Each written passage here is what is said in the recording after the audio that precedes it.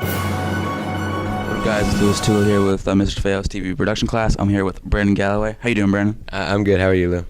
I'm doing well. Thanks for asking. So, Brandon, how do you think this Mets-Giants Wildcard game Wednesday night is going to turn out? It's definitely going to be interesting, especially since Giants are traveling cross country. It's going to be a hard game for them. I think the Mets are going to come out on top. Thanks for that. Do you feel like the Mets have any advantage since they're home Wednesday? Especially, just like I mentioned, they're traveling across country. The fans are going to be going wild. I doubt there's going to be as many Giants fans as there are going to be Mets. Thanks. Another question for you. What do you think the matchup between Noah Syndergaard and Madison Bumgarner will be like? It's definitely going to be an awesome game. Two of the greatest hitting pitchers probably of this time right now. Very powerful pitchers. Hope to see some home runs from them. Thanks for that. One other question about Noah Syndergaard. Do you feel like if a speedy Giants player gets on base that they'll take a nice lead on him? Yeah, definitely. He's definitely not good with stolen bases or anything. Thanks, Brandon.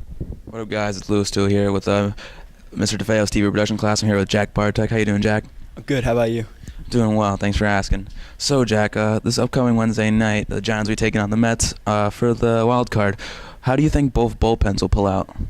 Well, I mean, obviously everybody looks at the matchup and sees Syndergaard versus Bumgarner, and that's a big deal. And obviously it is because they're two of the best pitchers in the game. But when you look at it, you got to look deeper into things and see that clearly the Mets have a better bullpen. You get to the seventh inning and you have Fernando Salas, recently acquired, to hold it down in the seventh inning. And then once you get past there, you have Reed and Robles for the eighth inning.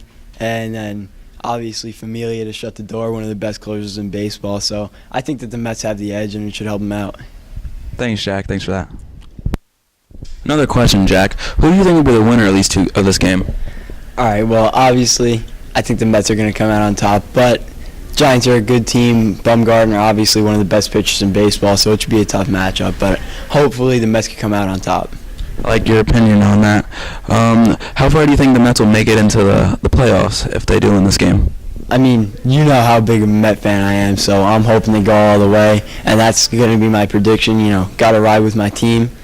But I think it should be really tough. The Nationals, good team, obviously beat us out for the East this year, and then you got the Dodgers. Personally, I have the Nationals winning that matchup, and then even if we advance, we have to play the Cubs, and they just have a stacked roster, so it should be well contested. And then obviously in the American League, you have some really great teams out there, Toronto, all those teams. Boston, though, I think is a team of destiny this year. David Ortiz going out on a good note. So I think that it should be really fun to watch, but I got the Mets over the Red Sox in the World Series. Getting revenge for last year, unfinished business, LGM. You heard it here first.